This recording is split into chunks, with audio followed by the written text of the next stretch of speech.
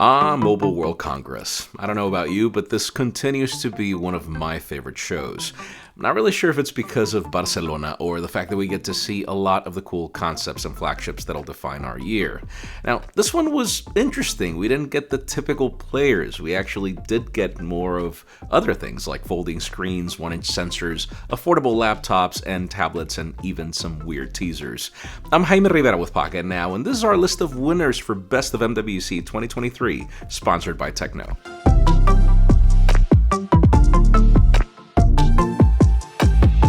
Let's start with Techno. The company didn't just win an award, but was also kind enough to sponsor it, being at the top of this list. Their MegaBook series caught our eye because the company was able to combine the latest hardware into one of the most elegant and price-friendly products we've seen. The MegaBook S1 focuses on being a portable workstation for a professional who needs reliability and higher-tier performance. It achieves this with Intel's 13th generation processors and a powerful 16 gigs of RAM. Then you have to consider the 3.2K matte display that's been matched with a 6-speaker setup, and things get even better for content consumption. And then on the other hand, we have the MegaBook T1, which serves as a great laptop for younger members of your family with a powerful package that's priced aggressively at nearly $500, all while providing great performance and fun color options. Thank you, Techno, for sponsoring this segment of the video. Now, we don't usually award concepts if what we get are dummy products you don't know if will happen, but Motorola just changed that. The RIZR concept was something I saw about a year ago under embargo as a prop. This is actually the first time that I saw it in person, and boy, it's a looker.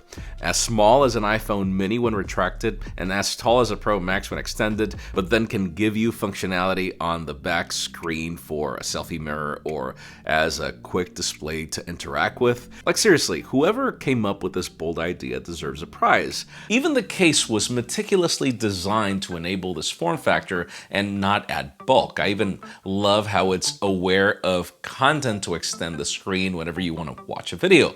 This is probably one of my favorite products of the show. And speaking of concepts, Lenovo also showed us what the company can do with similar motors and rollable displays, but now on a laptop. From the back, this looks like a regular 13-inch ThinkBook, but once you press a button, that extends the display and you get over 15 inches of a gorgeous OLED that's there to pack a punch. And sure, I would have loved it to extend sideways, but that would have made it top-heavy. It's interesting to see Lenovo bet on this tall approach to the form factor, which we've seen on their other projects. The only question now is if we'll see it reach the light of day, because it is pretty cool. Next up, let's talk about Honor. The company has really been owning it at the show this year, so much so that they're actually winning 2 awards. The first for their Honor Magic VS, which honestly has me pretty impressed. It's gorgeous, it's powerful, it's far thinner than the Z Fold 4, offers a better cover screen, handles the crease better, and even manages to pack a good set of cameras.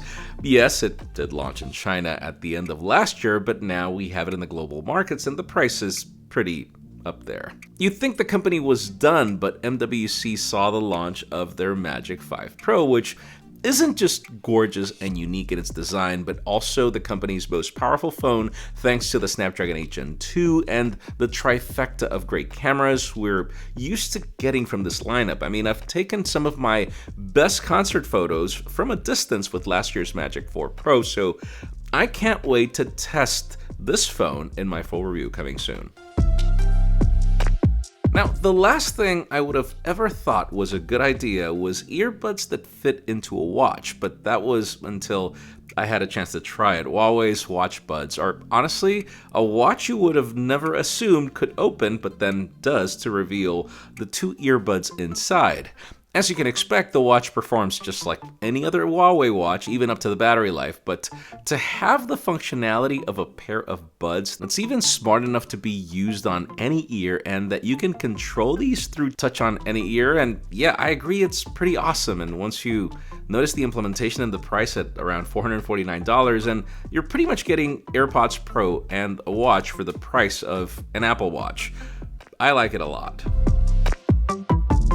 Then there was Oppo. The company announced a lot of IoT products at the show, and sure, I did get to see the Find Then 2 Flip a week before MWC, but for me this was the clamshell of the show. This design is gorgeous, the outer display is larger than anything out there right now, and after using it for weeks, this MediaTek Dimensity processor has proven to be more powerful and efficient than I expected.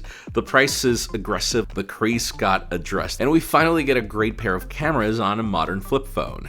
This device definitely deserves an award, raising the bar for what we can expect for this form factor. I'll tell you more about it in my full review. And as for more of the 1-inch sensor conversation, yeah, let's talk about this Xiaomi Mi 13 Pro, which I know, I've said that I hate reviewing mirrors, but I'm gonna let this slide because this phone just really brings everything you can expect from this Leica integration that I've missed.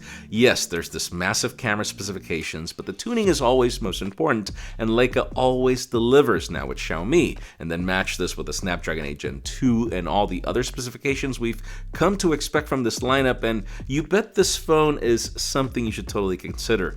Expect more on this as well in our review coming soon.